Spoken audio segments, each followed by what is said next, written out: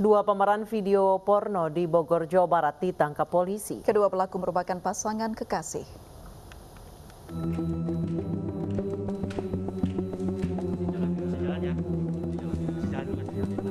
Dua pemeran sekaligus pembuat video porno ditangkap penyidik di Treskrimum Polda Jabar di kontrakan mereka di kawasan Cibinong, Kabupaten Bogor, Jawa Barat.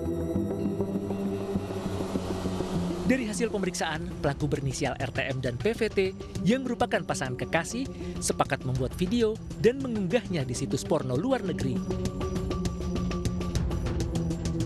Kedua pelaku ternyata telah menghasilkan 26 video porno. Salah satunya adalah video yang dibuat di sebuah hotel di Bogor, Jawa Barat.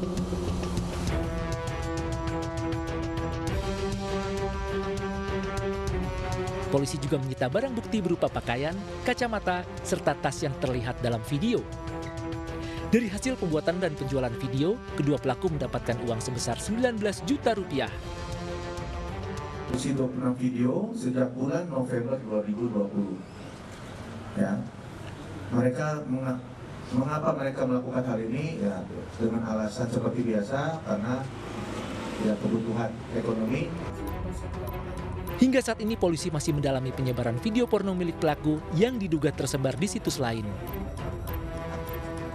Dari Bandung, Jawa Barat, Muji Prayetno, iNews melaporkan.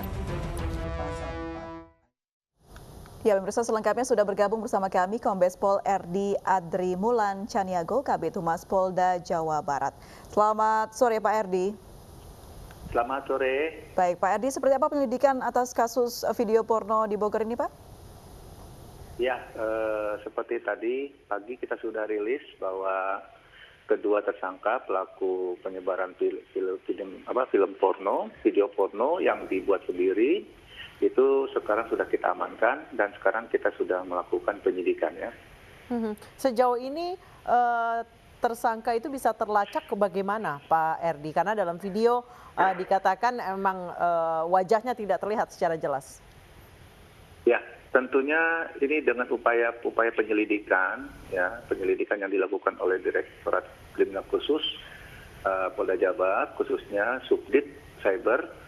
Jadi ketika muncul di masyarakat di online, media online yang menjadi heboh, ya terkait mereka berdua mempertontonkan diri dengan memvideokan perbuatan pornografinya.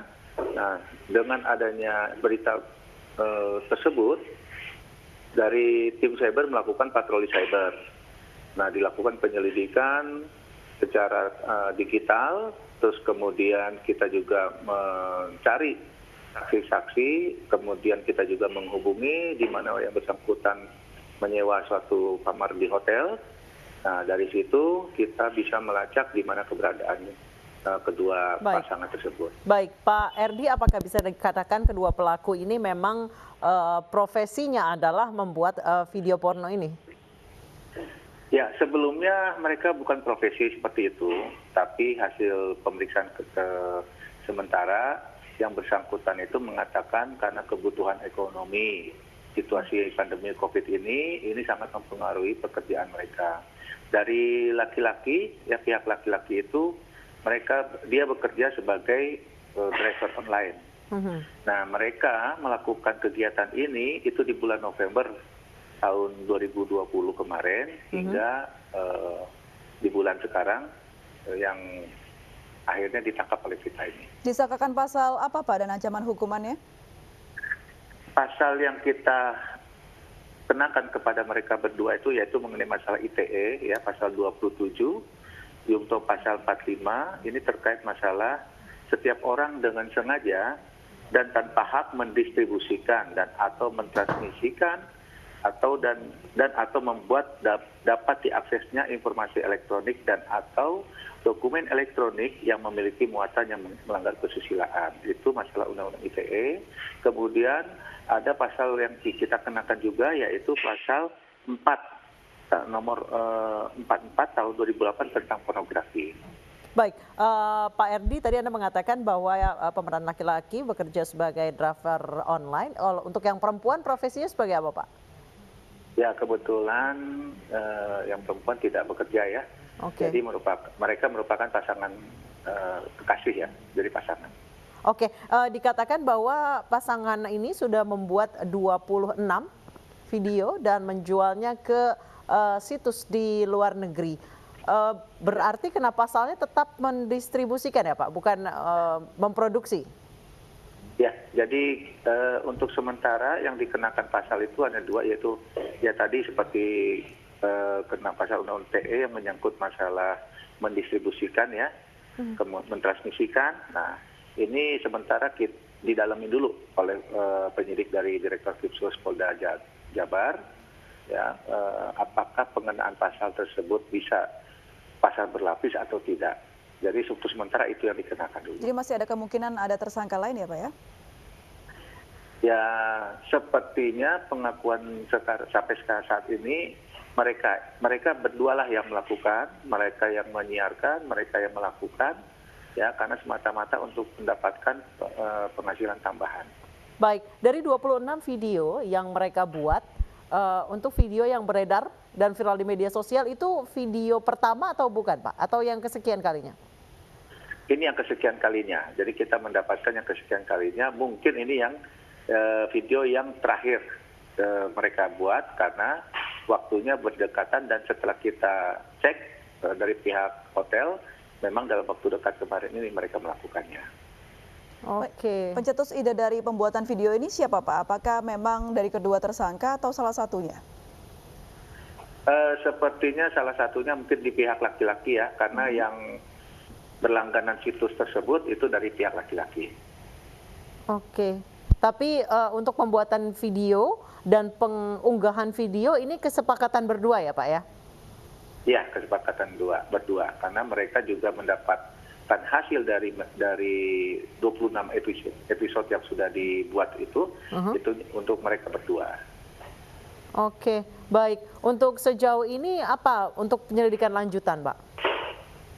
Ya, untuk sementara ini kita juga akan akan konsentrasi kepada situs yang sudah diketahui bersama, yaitu Porthub itu, situs Porthub. Nah, kita juga akan mendalami keberadaan situs tersebut. Dari kita Polda Jabar sudah akan berkoordinasi dengan tim cyber dari Barreskrim maupun dari Kementerian Informasi ya, Kominfo ya. Baik. Terima kasih Kombes Pol RDA Caniago sudah bergabung dan berbincang bersama kami di Anju Sore. Pemirsa, polisi menangkap 15 pekerja seks komersial di bawah umur di hotel milik artis Sintiara Alona. Sementara itu, usai ditangkap polisi, Sintiara Alona ditetapkan sebagai tersangka kasus dugaan prostitusi online. Kemudian ada ketua P2TP2A. Hotel milik artis Sintiara Alona di Tangerang Selatan, Banten dijadikan tempat prostitusi online. Sintiara membiarkan hotelnya dijadikan tempat maksiat karena alasan sepinya pengunjung hotel di masa pandemi COVID-19. Di hotel ini, polisi menangkap 15 korban dugaan eksploitasi anak. Ke-15 anak di bawah umur ini terlibat prostitusi online yang dijajakan melalui aplikasi micet. Mereka dikenakan tarif Rp400.000 hingga Rp1.000.000. Polisi kemudian menetapkan 3 orang sebagai tersangka, yakni artis Sintiara Alona sebagai pemilik hotel, pengelola hotel, dan muncikari. Ada 3 tersangka yang sudah kita amankan sekarang. Yang pertama adalah inisialnya DA dengan perannya masing-masing. Dia adalah mucikarinya, ya, mucikari. Kemudian ada beberapa lagi mucikari lain masih kita lakukan pengejaran. Kemudian ada saudari CCA. Ini adalah pemilik hotel. Modusnya bekerjasama dengan menawarkan wanita-wanita anak di bawah umur.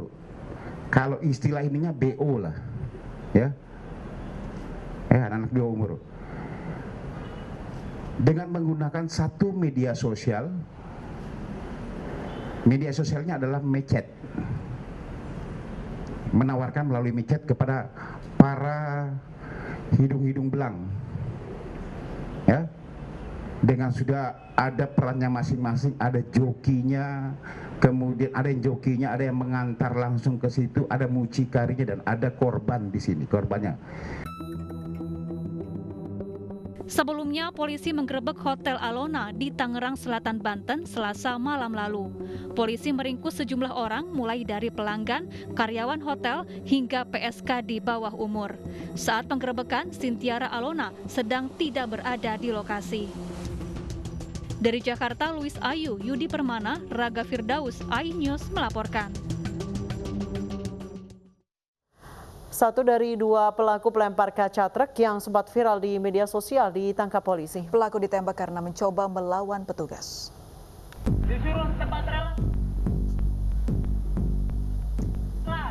Aksi pelempar kaca truk di Jalan Lintas Sumatera, Aik Ledong Asahan ini viral di media sosial. Pelaku yang berjumlah 2 orang dengan sengaja melempar kaca truk menggunakan batu lalu kabur.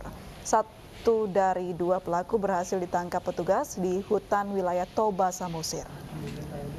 Pelaku mengaku kalau ia nekat melempar kaca truk karena sang sopir tidak memberikan uang yang dimintanya. Polisi masih memburu 1 pelaku lainnya. Nama siapa, Bang? Bang, apa maksud tujuan melempar batu itu, Bang? Minta uang, Pak. Minta uang. Kau tengok sini. Ya, tengok. Itu mulai dari mana mintanya? Keren. Hanya mulai dari timbangan, Pak. Timbangan. Iya, Pak. Berapa diminta duit pada supir itu? Ini adalah rangkaian peristiwa ya, yang dialami oleh korban. Kebetulan korban profesinya adalah supir truk antar provinsi. Domisili korban ini ada di Lampung. Kemarin mengantarkan barang ke daerah Brastagi. Ya, pada saat di perjalanan korban ini dibuntuti oleh para pelaku, ya, yang salah satunya sudah kita tangkap di sini, ya, dan di situ dimintain sesuatu, ya. Dimintain sesuatu karena tidak sesuai dengan apa yang diminta oleh para pelaku, sehingga para pelaku ini mengejar korban berawal dari daerah Labuan Batu Utara sampai di perbatasan antara Kabupaten Labura dengan Kabupaten Asahan, sehingga para pelaku ini melempar kaca truk. Sersan 2 Aprilia Santini Manganang kini resmi menjadi laki-laki usai menjalani sidang perubahan status jenis kelamin dan pergantian nama. Kini mantan atlet voli putri itu berubah nama menjadi Aprilio Perkasa Manganang.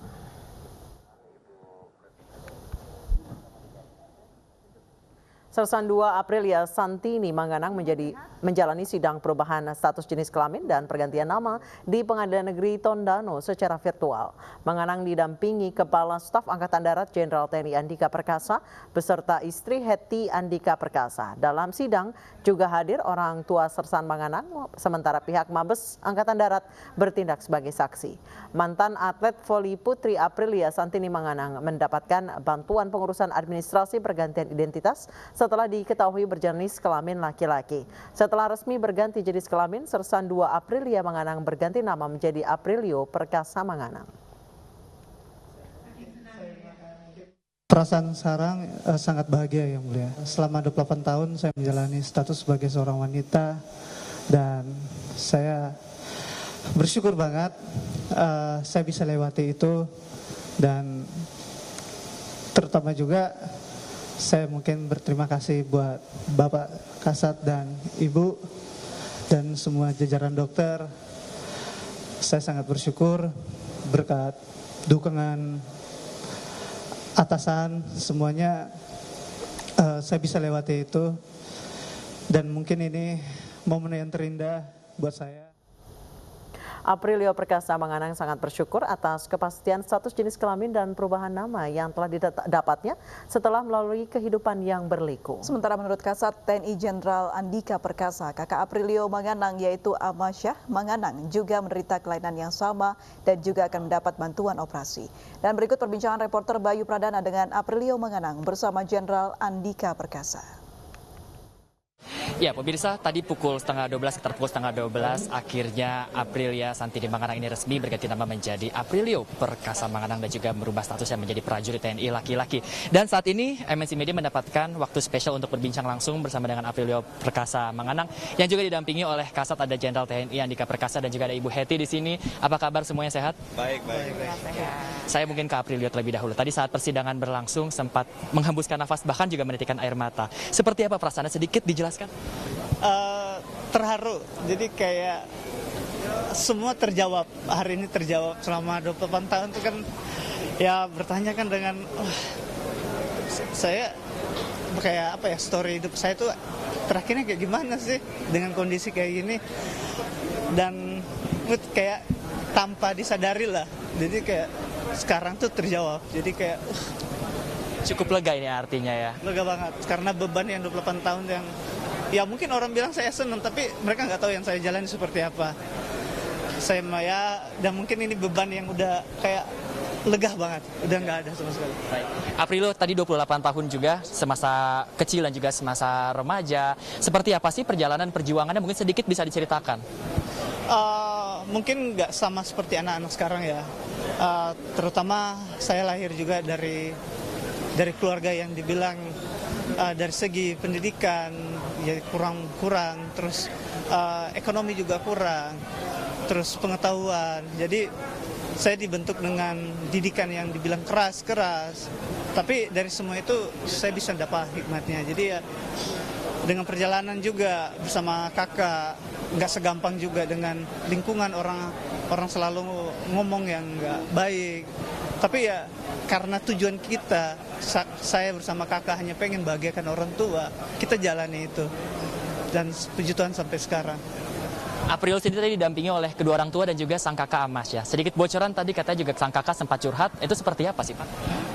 Ya itu tadi, saya tidak mendorong sama sekali. Jadi diawali karena kakak ini kan mungkin karena adiknya operasi, dia pengen lihat. Dia datang hari Sabtu kemarin. Nah rupanya setelah ketemu beberapa hari mungkin. Kan kami juga nggak tahu kondisinya. Walaupun mirip-mirip dengan lanang tadi, secara fisik kalau kita lihat kan juga tidak seperti perempuan lainnya. Jadi curhat, ingin diperiksa juga, saya kumpulkan sehingga kita periksa selama 2 hari sampai dengan kemarin siang. Dan kemarin sore langsung kita kumpulkan tim dokter ini, kita sampaikan ke Amasya. Dihadiri lanang, dihadiri orang tuanya, kita kasih tahu bahwa kasusnya mirip hipospadias. Kita balik tanya, sebagai tindak lanjut apa? Apakah hanya itu saja atau Pak, saya, ini bahasa seingat saya ya, saya sudah terbiasa apa yang saya mulai harus saya selesaikan. Saya ingin menjadi laki-laki sesuai hasil pemeriksaan. Makanya langsung kita putuskan untuk corrective surgery pertama hari Selasa besok. Saya yakin Angkatan Darat juga akan mendapat nilai tambah dengan kehadiran dia sebagai laki-laki. Sehingga udah all out ini, nggak ada lagi yang menghambat dia. Baik. Seperti antusias sekali mendengar doa-doa, mungkin ada yang mau disampaikan kepada Bapak dan juga Ibu? Terima kasih banyak buat Bapak sama Ibu. Terima kasih juga atas waktunya Pak Andika, Ibu Heti, dan juga Aprilio. Kita doakan selain sehat juga nanti bisa lebih maksimal untuk mengabdi kepada negara ini. Terima kasih banyak, selamat kembali beraktivitas. Dan seperti itulah memang tadi juga persidangan sudah berjalan beberapa jam. Dan juga tadi Aprilio atau yang akrab disapa dengan Lanang ini juga didampingi oleh kedua orang tua dan juga sang kakak Amasya. Dan memang tadi dari penjelasan dari Pak Kasat juga nantinya Amasya juga sudah menjalankan pemeriksaan. Dan nantinya Amasya pun juga akan menjalankan tindakan medis sesuai hasil pemeriksaan yang ada. Demikian perbincangan kita dengan Aprilio dan juga Pak Kasat. Saya Bayi Pradana, sampai jumpa. Pemirsa, tim Inafis Polda Aceh menemukan sejumlah kemiripan fisik Asep, anggota Brimob korban tsunami Aceh 2004 silam yang ditemukan di Rumah Sakit Jiwa. Kami kembali usai jeda berikut ini.